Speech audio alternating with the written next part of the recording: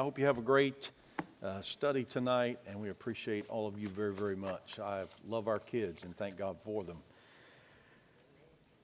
Also, I probably should have mentioned this earlier, but as you think about it, remember to pray Kelly Widener, David and Kelly. Kelly's mom went to be with the Lord, and so remember to pray. Her funeral is sometime this week. I'm not sure exactly when, but we do want to lift them up in prayer. And the balloon, I have no clue. Josh, that's your job, man. Josh usually shoots the balloons out of the ceiling with a BB gun. But I'm not sure. Probably something from school. If I'd have gotten here and seen it, I would have tried to get it down. It's funny. It was funny talking to Caleb Sunday. And I asked him Sunday afternoon, I said, so what'd you learn today? He said, I learned, he's got a lot of Filipino people. And this is not intended to come across in any way as being any kind of racist statement, but he said, they operate on a different schedule altogether. He said, I don't think time means anything to them. And he said, I learned I've got to stress to them to be here by 8:30 so that we can set up. He said, I learned that it's time for me to start working on a message for next Sunday. And I said, welcome to my world, bro. And then he said, and I learned that it is one of the most helpless feelings in all the world to be standing at the front and seeing a brand new family standing at the back and no one is helping them. I said, you feeling my pain yet? That's all I want to know. But anyway, I believe we all understand that we are living in some of the most confusing days in the history of our world.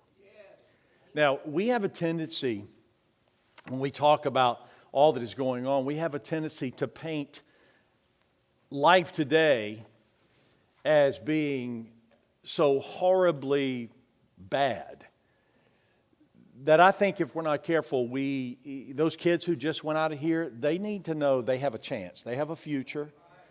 All right? You ought to be careful how you talk around them. They're 13 to 17, 18 years old, and they dream of getting married and having kids and raising a family. And, don't get around them saying, the world's coming to an end tomorrow. Just don't do that. That's unfair. There was some of you who've lived a long time. There have been traumatic cultures in our world before. And some of the wars that our country went through and different things where we see, during the Great Depression, things didn't look real good for the future.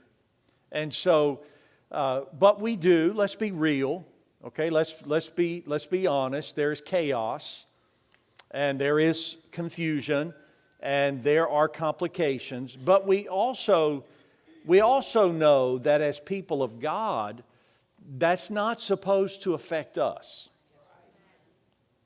Okay, we are to think differently. How do we avoid confusion? That's the theme of the series that we're going to be going through on Wednesday nights. Okay, what about creation? What about creation? Did God really create everything that we see in 6 literal days by His Word? Yes, He did. But there's a lot of people that don't think that way. A lot of people who would disagree with you. What about marriage? Well, we understand this. Marriage is between a man and a woman. By the way, between a biological male and female. Right? And I mean, listen, the world's megaphone is so loud that if you're not careful, you'll get your thinking messed up. Who would have ever thought that we would be arguing over whether or not a man should compete in women's sports? Who would have ever dreamed that? That's where we are. We're going to talk about that. Gender identity. It's mind-boggling, is it not? Well, he's only 3, so we want him to develop so that he can decide whether he is a boy or a girl. That's where we live. All right? Well, God's word is very clear. Male and female created he them. Period. End of story. What about racism? We hear that. It is amplified in both ears. And none of us would be so foolish as to pretend that racism does not exist. Racism does exist. And by the way, racism is not just necessarily one race against another, and it's not necessarily, I'm just going to say this, and you can get mad if you want to, okay? But it's not just white people who are racist.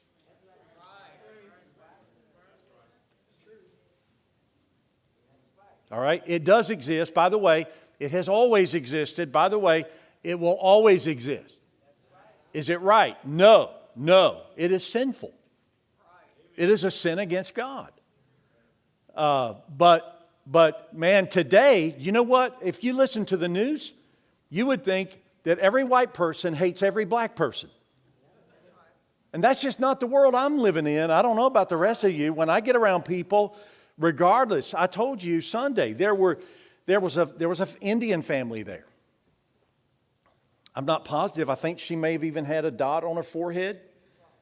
There were Filipinos there. There were Latinos there. There were black folk there. There were white people there. There was just all kinds, all kinds of people. And you know what? It was amazing. Nobody scowled at anyone.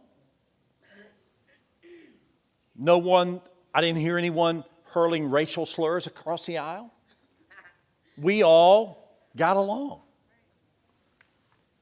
But the world would make you think that most of the people you encounter are racist. That is simply not true. That is not true. So here we are living in this crazy world. And where does that leave us? Well, in order to have the right perspective, you have to start rightly. And it is ultimately determined by what, and you hear this phrase today, or this word, it is determined by our worldview. That is what determines where we land on these issues.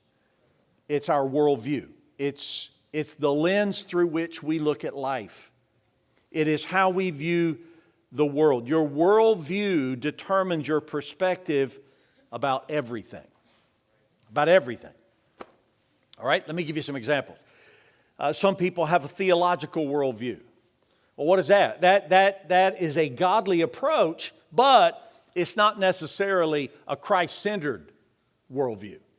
A theological worldview could include various gods. Some people have a philosophical worldview. Well, what is that? That means that we allow a set of rules to determine what we believe. Some people have an economic worldview. What is that? Well, then I make all my decisions based on what is best for my finances. Some people have a humanistic worldview. What is that? Well, whatever is best for man. But tonight, what we need in this culture to avoid confusion is we need a biblical worldview. So that what we believe about marriage comes from here. And what we believe about gender comes from here. And what we believe about creation comes from here. Not from a professor at Duke University. All right? Not from a textbook in a public school. But from the Word of God. We as God's people need to have a biblical worldview. So in other words, we look at everything through the lens of Scripture. Have I lost you? Okay, good. I will before I get through. Look at Ephesians chapter 2 and verse number 19. Now therefore ye are no more strangers and foreigners, but fellow citizens with the saints of God, or with the saints, and of the household of God. That's who we are, right? We're fellow citizens with the saints. I like that phrase. What does that mean? That means that we're all in this together. Saved people, saints, and of the household of God, Scripture says. Look at verse number 20. And are built upon the foundation of the apostles and prophets. Here it is, Jesus Christ himself being the chief cornerstone.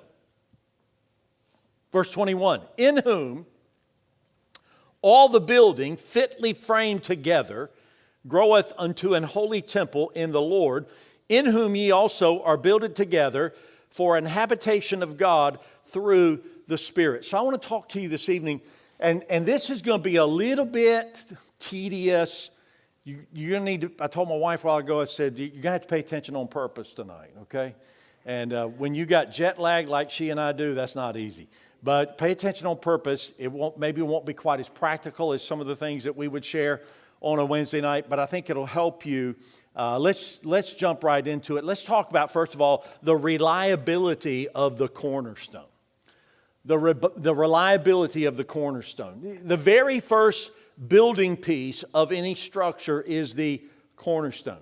If you were to go around to some of the small towns especially, and you find some of these really old buildings, you see almost an ornamental cornerstone. How many of you know what I'm talking about? And sometimes it'll have the date inscribed or engraved on that cornerstone as to when that cornerstone was set. Well, it all starts with that. You've heard me give this illustration, and I won't belabor it. But when they put the floor in the gymnasium at Freedom Hall, the people who installed the floor showed us, they figured out what the center of that room was. And they nailed a board. And if you were to go out there tonight, if we were to load everybody up, take everybody out there, we could walk you to the free throw line, and you can see barely see the head of a finish nail. And that is the dead center of that floor. If we don't get that right, everything else is wrong. All right? If that's not straight, everything else is crooked. And if it's off an eighth of an inch at the starting point, by the time you get to the wall, it's way off. Now what we have to understand is that as Christians, as believers, we have a reliable cornerstone.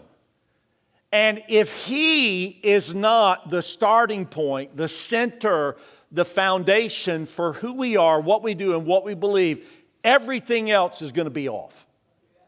Everything.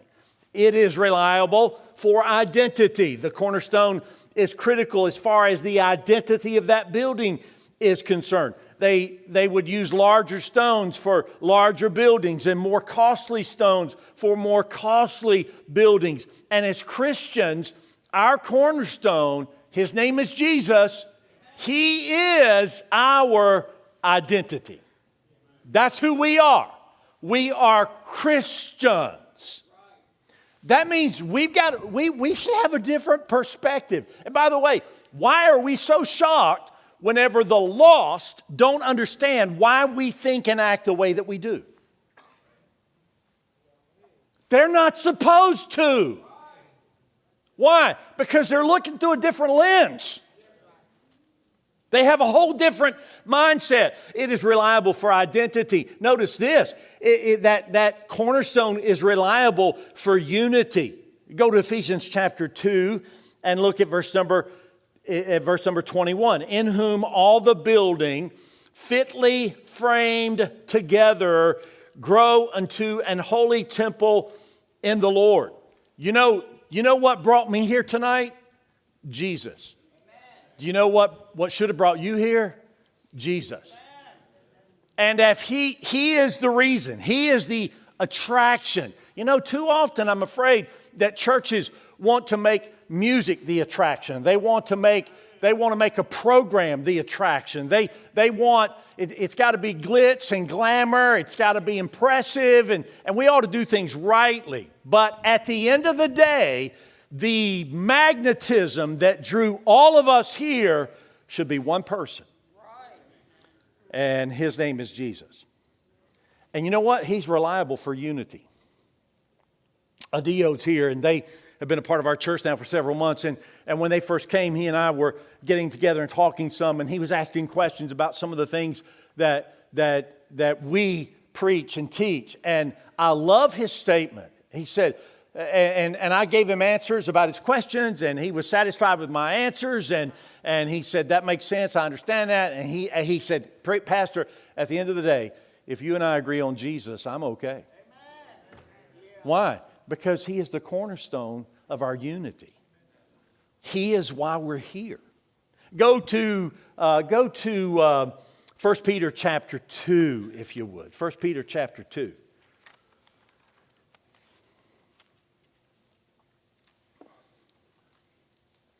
First Peter chapter 2, look at verse number 4. 1 Peter chapter 2, verse number 4. To whom coming as unto a living stone, disallowed indeed of men, but chosen of God and precious. Ye also, as lively stones, are built up a spiritual house and holy priesthood to offer up spiritual sacrifices acceptable to God by Jesus Christ. So it is the cornerstone, that foundation, that cornerstone.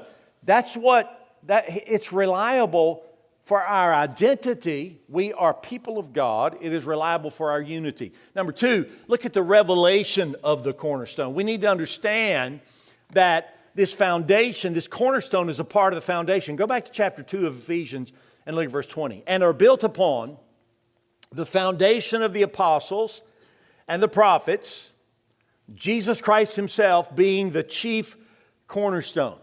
The apostles and the prophets, the Old Testament prophets and the New Testament apostles all identified Jesus as the cornerstone.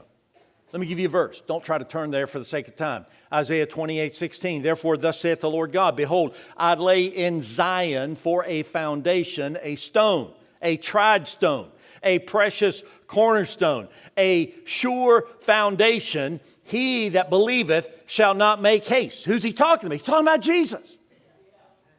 That is the foundation. He is the cornerstone. Before he was ever born in a manger, Old Testament prophets were foretelling that he would be the cornerstone. No alternatives, no substitutes, no options. He is the cornerstone and the foundation of our faith. He is the cornerstone and foundation of this church. And he should be the cornerstone and foundation of your life. And if you don't have that, just like that center at that gymnasium, if he is not the cornerstone and foundation of your life, somewhere along the way, you're going to get way off. Way off. So we see the revelation of the cornerstone. What about the rejection of the cornerstone? And this is where things really start to pick up. Hey, newsflash. The world hates Jesus. They hate him. You've heard me say it many, many times. They don't mind you talking about God. You know why? Because that could mean any number of entities. Right? They don't mind if you talk about God. But when you name him, when you give God a personal name and you mention Jesus, they can't deal with that. They hate him. Don't forget, 2,000 years ago, they crucified him. So why, in 2022, do we act all shocked that they don't like him? When he was here on the earth, they tried to kill him.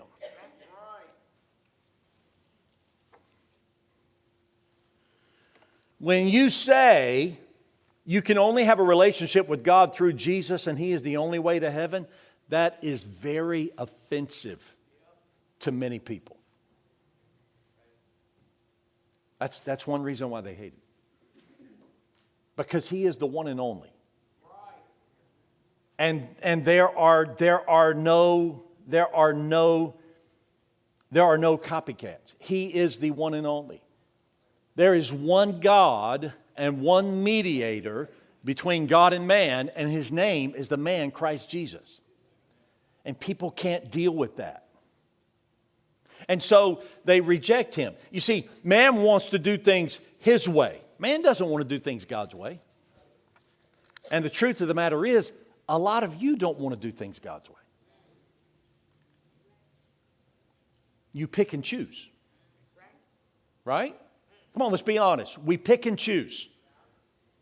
And if God's way coincides with our way, then we're okay. But if God's way contradicts our way, a lot of people who name His name, by the way, maybe that's why He said, "Why do you call me Lord? And you don't even do the things I say." Those aren't my words, those are His words.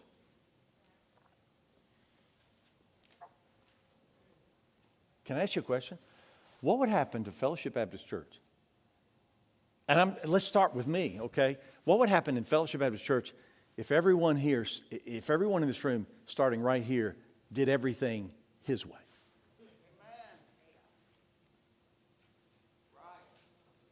Can you even imagine? You wouldn't have to set any goals about doing good. You know why? That would be the natural outflow. When you're doing things His way, you know what? Hey, you're not living for yourself. You're living for others. You're living for Him. You're not trying to build your kingdom. You're trying to build His kingdom. When you're trying to do it His way. You know what? Hey, when you're trying to do it His way, giving to God financially is not a problem. But if it's going to take money out of my pocket, it's going to lower my standard of living, is what people think. I've learned quite the contrary. It's going to make things tougher on me. Man, I struggle with this whole idea about tithing or giving to missions. That's a real struggle for me. What if we all just said, you know what, I want to do everything His way. Man, it would change our lives. We get all uptight and we say, yeah, He's been rejected. I'm just telling you, a lot of saved people reject Him as the cornerstone. He was rejected in history. He's historically rejected. You say, what do you mean? You remember reading Genesis chapter 6? I think it's Genesis chapter 6. And Noah, and he went around preaching for years and years and years and years. You know what? He wasn't just preaching it's going to rain. He wasn't just preaching about a boat. He was preaching about a Savior.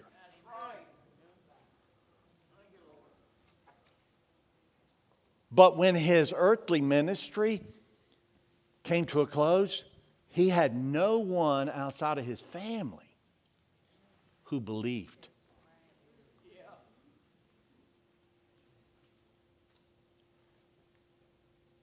Yeah, 97% of the people in Dublin, California claim no church affiliation. I bet the percentages were worse than that in Noah's day. I mean, when the first drop fell, the only people he could get on a boat were his family. 2 Peter chapter 2, verse 5. Here's what it says. And spared not the old world, but saved Noah, the eighth person. And read these few words out loud with me. A preacher of righteousness. See, he wasn't just preaching about a boat or about rain. He was a preacher of righteousness. Bringing in the flood upon the world of the ungodly. The prophet's message, the Old Testament prophets, their message was rejected when they foretold the Messiah. What about this? Jesus was personally rejected.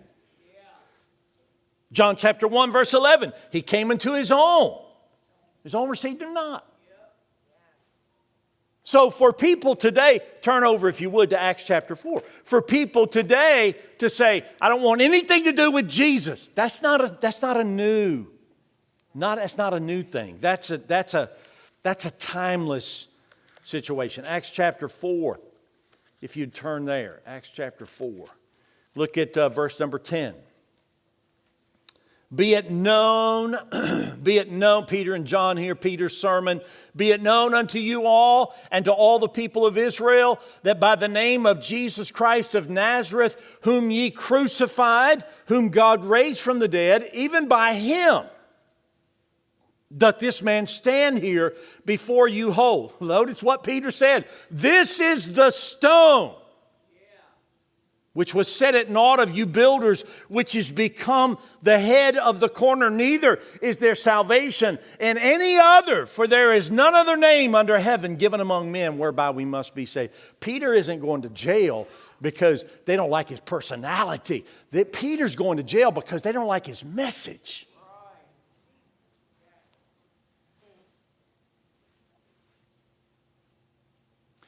And his message was not, you can be a better you.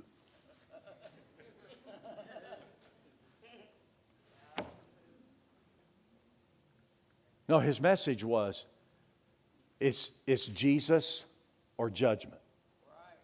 That was his message.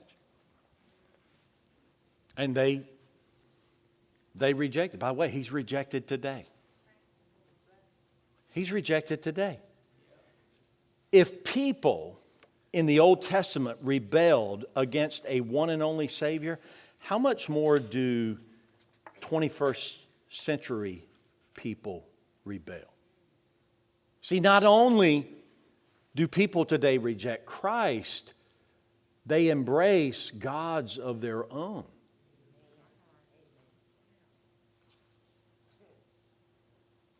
We mentioned humanism as being a worldview, an inaccurate worldview, a perverted worldview. What is best for mankind? What does man think? What is man's opinion? Well, let me tell you what God says. Let God be true and every man a liar. That's what he said. But oh man, do we live in a humanistic culture? It's all about me. It's all about what's best for me. It's all about what I think. I don't want to be unkind, but let me be unkind. I don't give a flying rip what you think. And neither does God. We were sitting in the airport yesterday morning. Airports are funny places. It was early. I think Kayla picked us up at 5 a.m. And we sat down to wait for our flight to board, and my wife had gone to Starbucks. There were two ladies, middle-aged, I would say they were probably middle-aged ladies, sitting right behind me, and they're carrying on a conversation. And from the conversation, I gathered that they both were parents of teenagers. And so I prayed for them.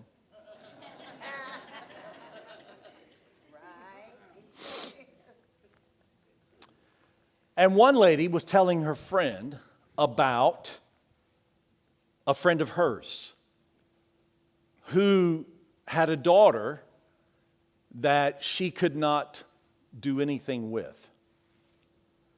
And the daughter had a boyfriend. And the boyfriend had come to live with the daughter and her mother. And one of the ladies said to the other, did you explain to her that her kid doesn't get a vote? Did you explain to her that that is her house? Some of you need to hear this too. Did you explain to her that that is her house? It's not her teenage daughter's house? Did you explain to her that living there is a privilege and not a right? Well, she's laying it on, man. Did you explain to her that it's okay for her to establish rules because it's her house? And it really doesn't matter. You know, I joke about it and you think it's all, yeah, that's funny. But I'm just telling you, when I lived at home, I didn't get a vote.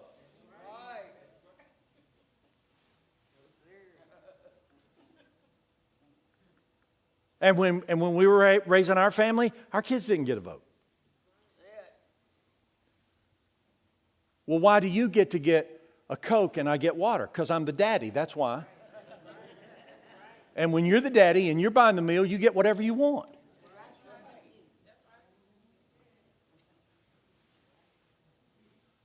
Do you know, really, church, God doesn't care what your opinion is. Don't take me wrong. He's not calloused and he's not calloused and uncompassionate. It's not that he doesn't care that way. It's that he's God. And it is my Father's world. And God can do whatever he wants. You remember, I guess I was a teenager. What was the deal? It was a religious movement. What was it?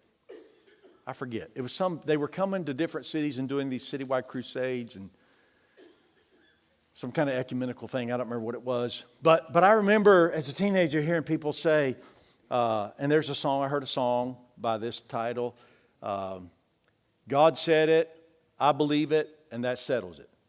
You ever heard that? It's junk. It's junk. Let me just help you. Let's cut out a third of the song. God said it, and that settles it. Whether you believe it or not.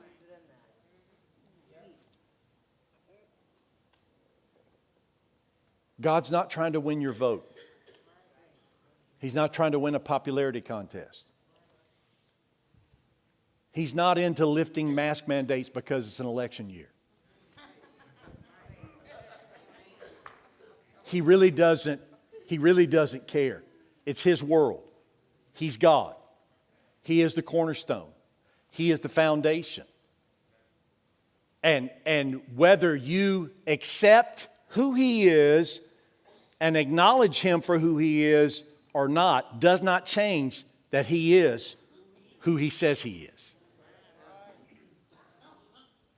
But we're living in a day, man, when people, they have, you know what man has done? Man has made himself a god. I mean, you get around people and that's what they want to talk about. Well, let me give you my opinion. Let me tell you what I believe. You know, the first thing I want to do, okay, let me help you real fast. Hold on. Have you ever created a world?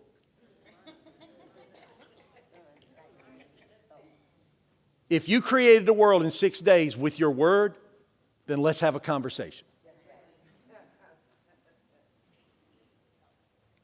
But a lot of people who want to have that attitude have never run a hot dog stand.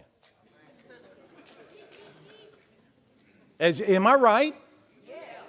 And yet, well, let me tell you what I believe. Let me give you my opinion.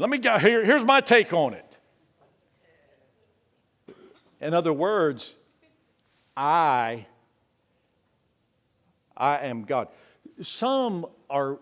Your personality, you may tend to be a little more opinionated or outspoken, and that's not a wrong thing at all. But you have to be very careful that you keep yourself in place. All right? You and me, we're just dirt. That's all we are. We're just dirt. We're just sinners. And you can form opinions. You can have ideas. You can come up with things. But at the end of the day, what I think and what I believe doesn't matter. It's what he says. And if I'm not careful, I will reject him as the cornerstone of my life because I think I know something or I have accomplished something the American humanist, has produced the Humanist Manifesto 2. And here's what it says.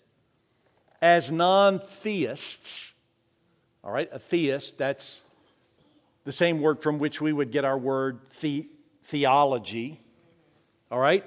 A non-theist, as non-theist, we begin with humans, not God, nature, not deity. That's how humanists think. God's not a part of the equation. And we're messed up. We're so messed up. Mother Nature. There is no such thing.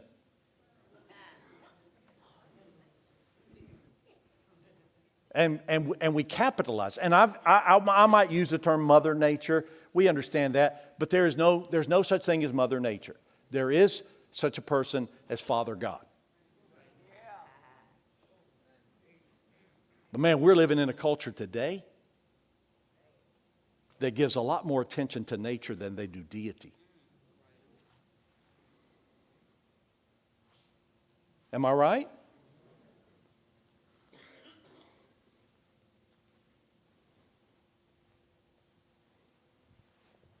There's like 100 things I want to say right now, but I'm not sure I should say any of them.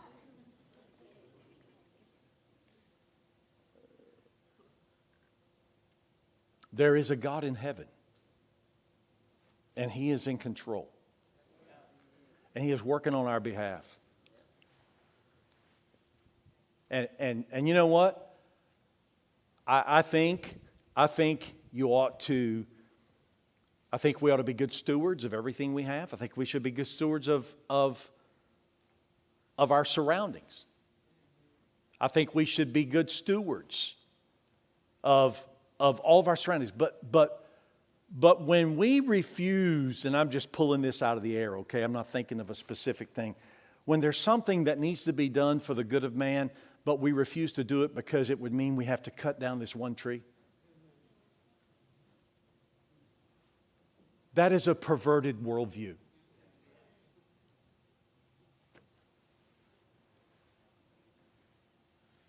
You know what? You go to California, you know what you get a lot of?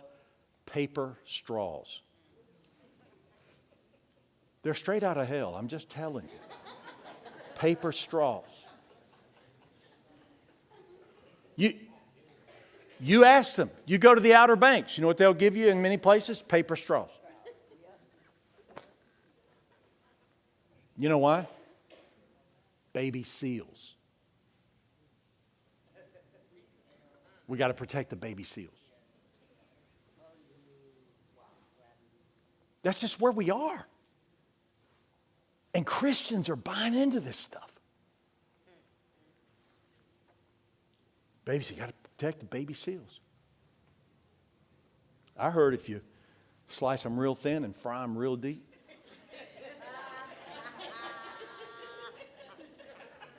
tastes just like chicken. I told you, man, about a year or two ago, my wife and I are going home. We're driving on New Sharon Church Road. It's a country. It's pouring down rain, man. It is raining cats and baby seals. I'm just telling you, it was out of control. And this car kept stopping in front of us. 2-lane road. The road's flooded. And this car, he'd drive 25 feet and he would stop and put on his flashers right in the middle of the road. He couldn't get off the road because he would have gotten stuck. And so, like on the third time he did it, I told my wife, I said, something's wrong. I don't know if it was a lady and she was having car trouble. It's pouring rain. And I put the truck in park and got out, got drenched. I went up and came up to the window and tapped on the window. I said, are you okay? And here's what he said. No kidding. Salamanders.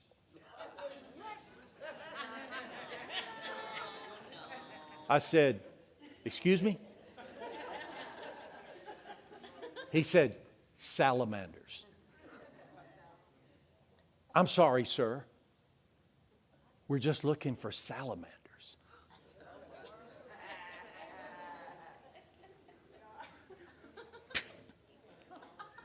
We're out of control.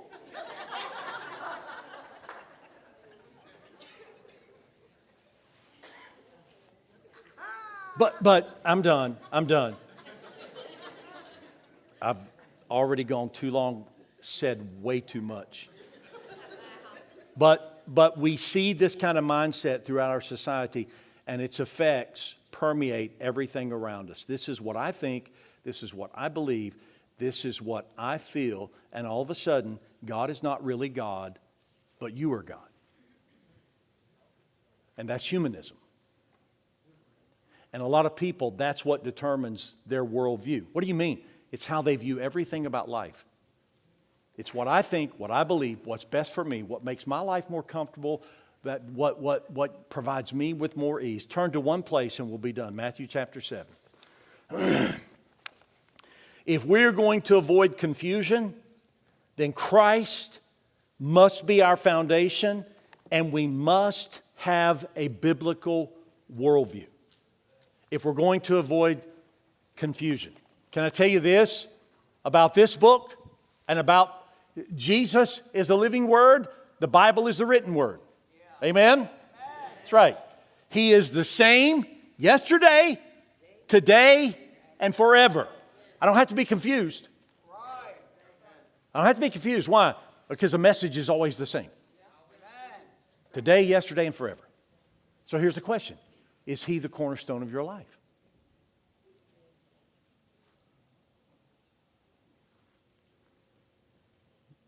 You know, I don't have to be confused about my weekend schedule. You know why? Sunday's the Lord's Day. It doesn't matter who comes into town to visit. Sunday's the Lord's Day. It doesn't matter what's on TV. Sunday's the Lord's Day. Right? It doesn't matter. It doesn't matter what ball game is on or what event is taking place or if it's state fair and it's the last day. Sunday is the Lord's Day. You know what God's people do on the Lord's Day? They go to church. I don't have to worry about the first fruits of my increase. You know why? Because it's the Lord's. It avoids so much confusion. So the question tonight is He the cornerstone and the foundation of your life? Matthew chapter 7, I'm going to read 3 or 4 verses, make a couple comments, we're going to be done. Look at verse number 24. Therefore, whosoever heareth these sayings of mine and doeth them, I will liken him unto a wise man, which built his house upon the rock. Now, wait a minute. Here's what he said. The man with the good foundation was the man that heard them and did them. Is that what it says? And the rain descended, and the floods came, and the winds blew and beat upon that house, and it fell not, for it was founded upon a rock. That's the person with the biblical worldview. And everyone that heareth these sayings of mine and doeth them not shall be likened unto a foolish man, which built his house upon the sand. And the rain descended, and the floods came, and the winds blew, and beat upon that house, and it fell, and great was the fall of it. What was the difference? What was the difference? Same storm. Same storm. By the way, it rains on the just and the unjust. Same storm. What was the difference? It was the foundation. Well, what is our foundation? It's really not a what, it's a He. And His name is Jesus. And if He is truly the cornerstone and the foundation of my life, then everything I make is from a biblical worldview. I can't pick and choose. Or He's really not the cornerstone. I can't just let Him be my cornerstone when it makes me comfortable. I have to let Him be my cornerstone all the time. Or He's really not my cornerstone. Right? So the question is, and if you don't get this right, you're going to think the rest of this stuff is heresy. Because what Scripture says about gender is completely contradictory to what today's culture is saying. So if I don't settle this, as a matter of fact, if you don't settle this, I don't even know that it would be a bunch of help for you to come. Because you're going to say, well, that doesn't even make any sense. Oh, it's going to make a ton of sense if you have a biblical worldview. Well, are you trying to brainwash people? More heart wash.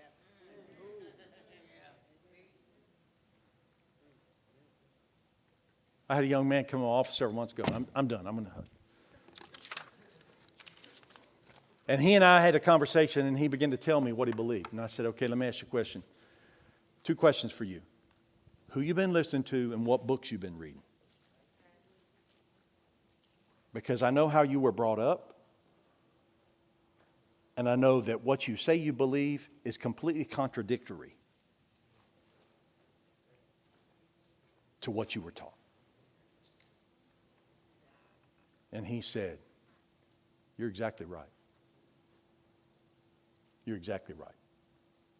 I'm not against reading. I'm not against books. But some of you would be better served if you threw away a bunch of your library and got back in this book right here.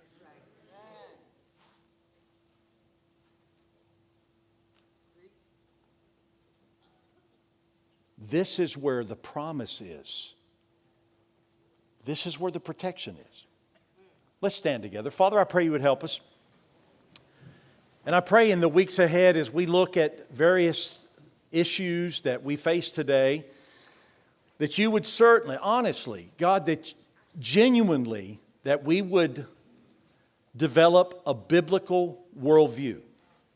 That you would be, your Son, would be the chief cornerstone of our life.